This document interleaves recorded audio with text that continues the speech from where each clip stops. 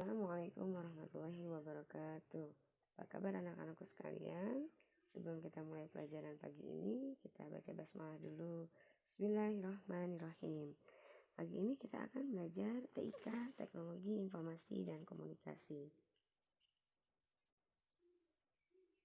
Nah, pada bab 1 ini kita akan belajar ikon pengolah kata. Ketika anak-anak diminta untuk mengetikkan jadwal pelajaran, apa yang akan anak-anak lakukan? Apakah anak-anak akan mengetikkannya di komputer? Apakah anak-anak sudah bisa menggunakan komputer? Nah, sebelum mengetikkan jadwal pelajaran itu, kita belajar dulu icon-icon dan software yang ada pada komputer. Hardware ini merupakan perangkat keras ya yang dapat dilihat dan diraba secara fisik. Yang termasuk hardware adalah keyboard, mouse, scanner, CPU, screen, printer, dan lain sebagainya. Ini merupakan perangkat keras yang dapat dilihat dan dipegang. Kita kenali satu-satu ya. Yang pertama ini adalah CPU, Central Processing Unit. CPU ini adalah perangkat keras komputer yang berfungsi untuk menerima dan melaksanakan perintah dan data dari perangkat lunak. Cepat atau lambatnya kinerja dari sebuah komputer ditentukan oleh kualitas dan teknologi dari CPU yang digunakan.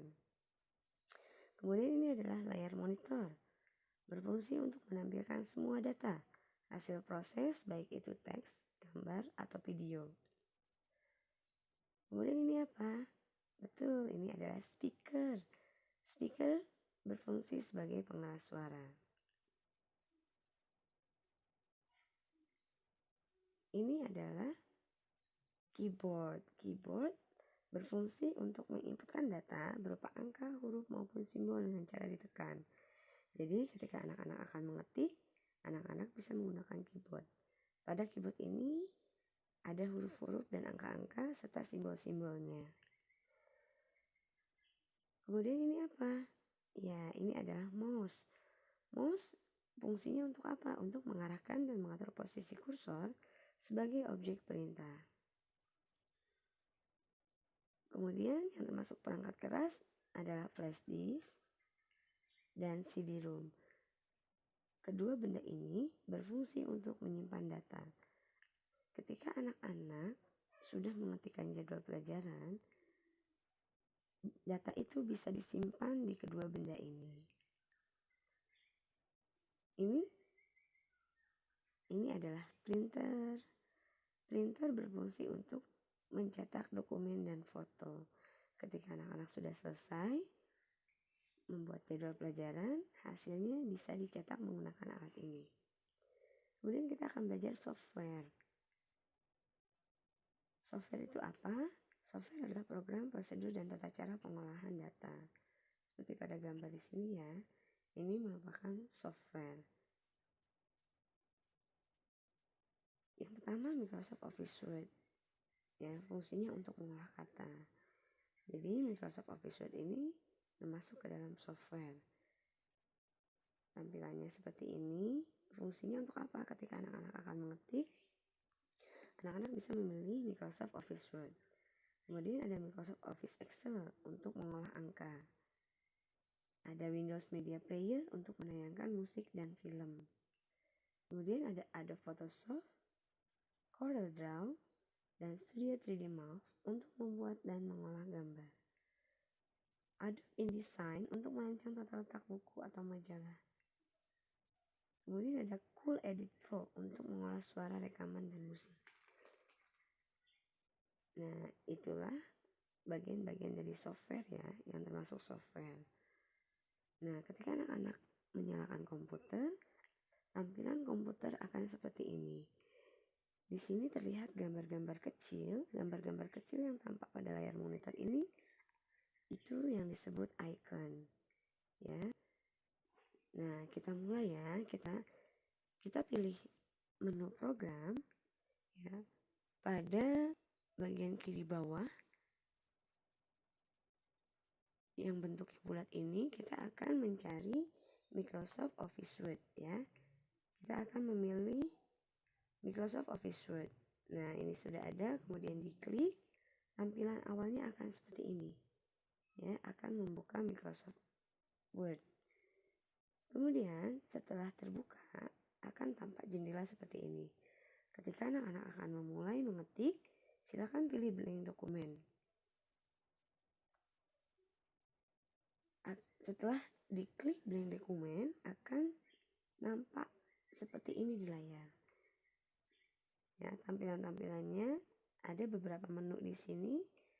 Ya, di sini ada quick access toolbar paling kiri sebelah atas, anak-anak bisa lihat. Penjelasannya ada pada halaman 8. Ya. Kita mulai dari yang pertama, title bar. Title bar ini yang ada di tengah-tengah atas.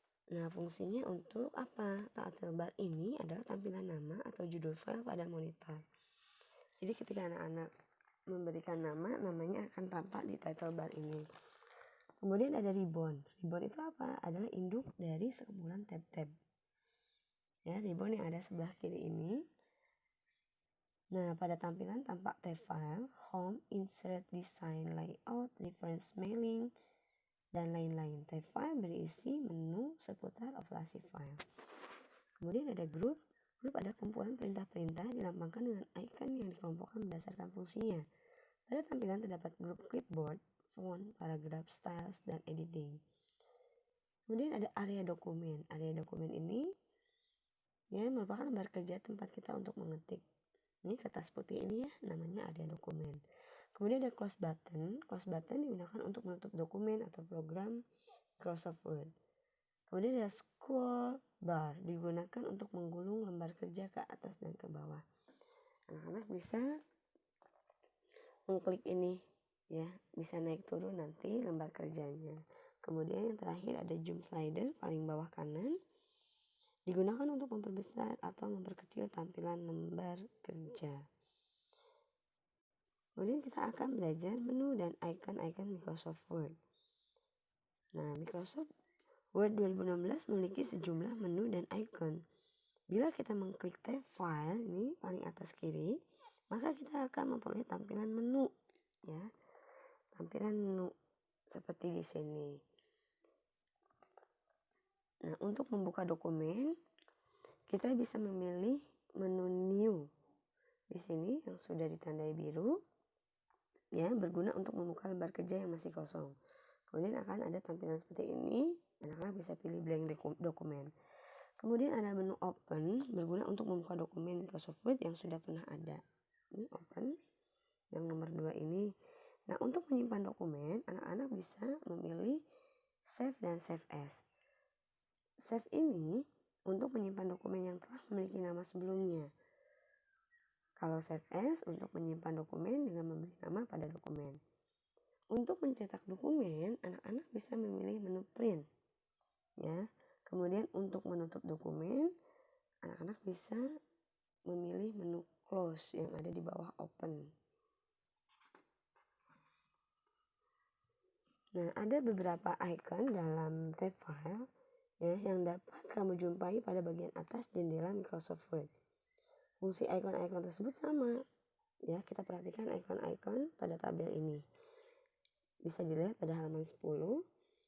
Nah, menunya di dalam tombol file itu new. Kita bisa lihat ikonnya pada toolbar atas Microsoft Word.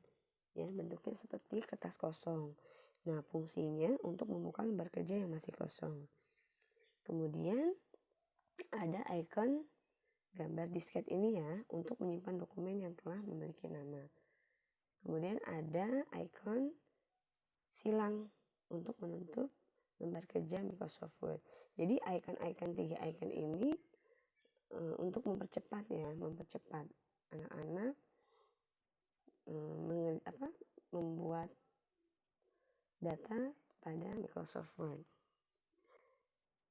Nah, ini huruf I miring ini merupakan icon italik, fungsinya untuk memiringkan tulisan.